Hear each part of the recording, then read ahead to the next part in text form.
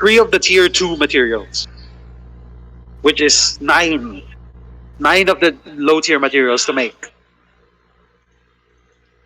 Dang. And then level 5ing the talents will cost you 5 of the tier 2, which is 15.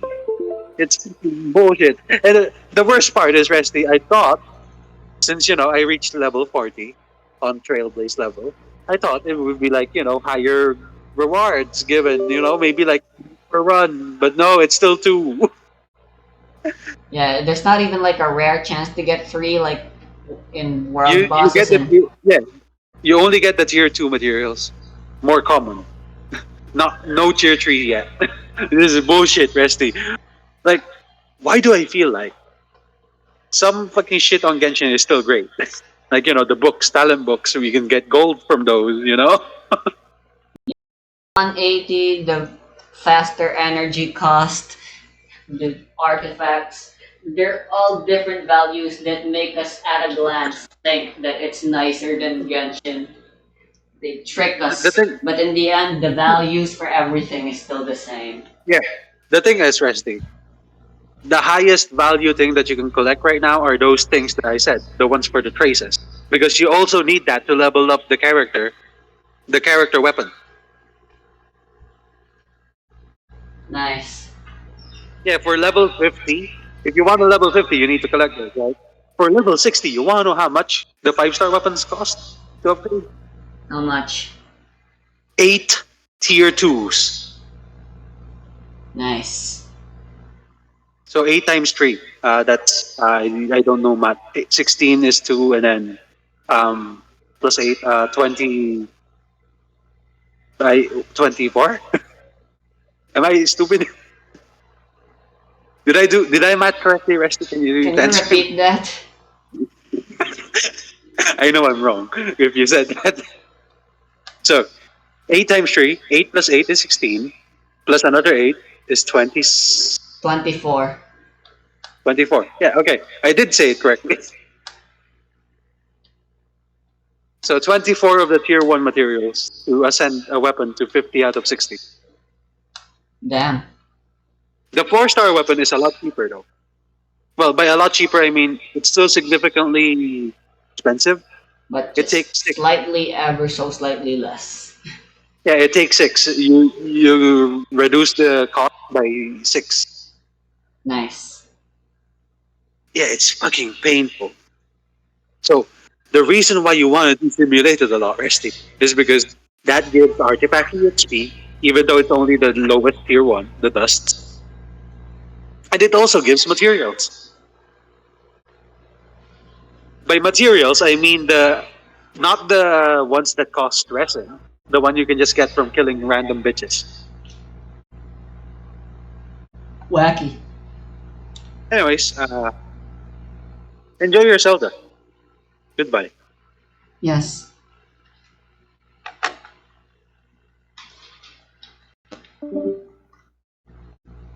I was afraid it wasn't gonna load.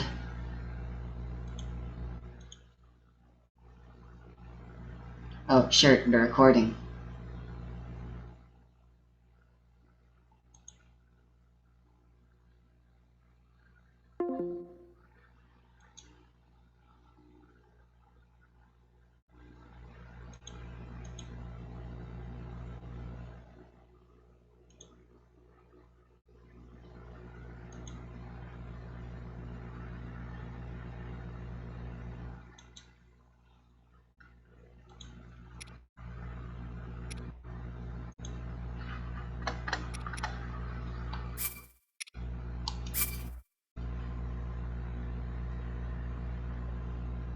Hey everyone, it's Sunny. Multi-Star Rail has just released, and in this video, I'm going to give you a rundown of the kits of every Star Rail character available on launch, including your main character and 21 playable characters, some of which you get for free, some you can buy in certain shops or events, or generally just pull from the wishing banners. However, there are also characters like Kafka and Jingyuan which aren't part of the launch but will come into their own banners in the future, so those aren't included for now. If you aren't yet familiar, each Star Rail character's kit is made up of their basic attack, skill, ultimate, ultimate, technique, talent, which is like an innate passive, plus bonus abilities and stat bonuses. Each character can also have depth through certain equipment in the form of life cones and relics, team synergies, and unlocking their idolets. But for brevity, we'll keep this as a general overview of the characters. Also, thank you to Honkai Star Rail for sponsoring this video. So, if you haven't got the game yet, I have a download link in the description and pinned comment. With that said, here's all the launch Honkai Star Rail characters explained. Let's start with those whose path is the hunt. Now, if you don't know yet, paths are like your usual RPG classes, and they're a huge part of what determines a unit's role in your team. So, for the hunt, these are DPS units that specialize in dealing massive single target damage. You can imagine they shine against a boss unit, but don't underestimate how they can still efficiently pick off enemies one by one, especially with speed effects. Anyway, let's check out our roster. Starting with Wind user Dan Heng, our Deadpan companion. Both his skill and ultimate focus on dealing single target damage, but he has ways of manipulating his own speed and his enemies. When his skill deals a critical hit, he can reduce his enemy's speed. Then, hitting a slowed enemy with his ultimate or basic attack deals more damage. Dan Heng also has a chance to increase his own speed when launching an attack. Combining these speed-related effects can enable him to attack quite frequently, thereby maximizing his damage. He also has a passive that increases the wind resistance penetration of his next attack, and if his HP is 50% or below, he's less likely to get hit by the enemy to keep the heat off his back and let him do his thing. Dan Heng becomes your default free-to-play unit for the hunt, but despite being free, he's definitely quite good as you progress through the story with the right buffs and investment. Next is Sushang, a 4-star physical unit. Her hit specialty revolves around triggering the Sword Stance effect, which is an additional instance of physical damage when you use her skill. By using her ultimate, you can even add up to 2 more instances for her Sword Stance to trigger. But the best part is that her Sword Stance is guaranteed to trigger when the enemy is inflicted with a weakness break, which when combined with physical break can help you deal even more damage against enemies. So having a good breaking strategy will complement her playstyle. And to capitalize on this mechanic, she too gains speed buffing and turn advancing abilities for herself, which can help her get in turn sooner, have more opportunities to break, and ultimately deal more damage. She comes with a defensive ascension passive that reduces her chances of getting hit by enemies, speed buffing and turn advancing abilities for herself against enemies. But the best part, specialty revolves around triggering this default free-to-play unit for the hunt, but despite being free, he's definitely quite good as you progress through the story with the right buffs and investment.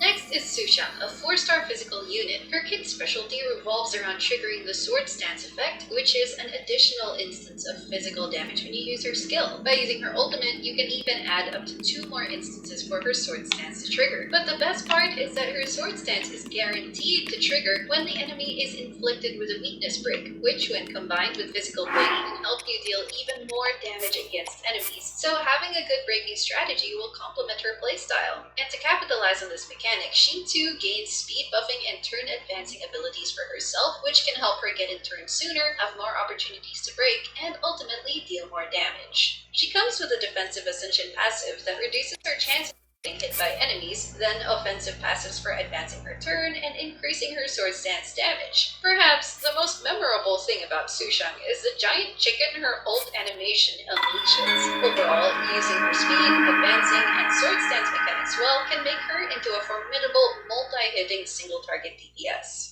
Yanqing is the standard banner 5-star hunt character using the ice element. His special state is called the Soul Steel Sync state that gets activated by his skill and comes with multiple effects. First, it decreases the chances of him getting attacked by an enemy. Second, he buffs his own crit rate and crit damage stats. Third, after he hits an enemy, he gets a chance to deal a follow-up attack and freeze enemies. And fourth, when using his ultimate, which increases his crit rate and deals huge ice damage on a enemy, the Soul Steel state gives him a further crit damage boost. He has additional passives that enhance his damage capabilities, like dealing extra ice damage to enemies that are weak against ice, and increasing his speed when a crit hit is triggered. Yanqing is pretty much as good as he sounds as a deadly single-target DPS that can deal a lot of huge crit damage numbers, especially when paired with the right supports. Last on this list is Zila, who is the first featured 5-star unlimited banner. Her element is Quantum, and since users of that element are quite limited at the moment, it helps distinguish her. Like her other peers from the hunt, she buffs her own speed and deals big single-target damage, but her main mechanics that make her powerful are her buffed state, which gives her a huge damage boost, and the ability to gain an extra turn after defeating an enemy. This ability, paired with speed buffs, turn advancements from her passives, and inserting her ultimate, can result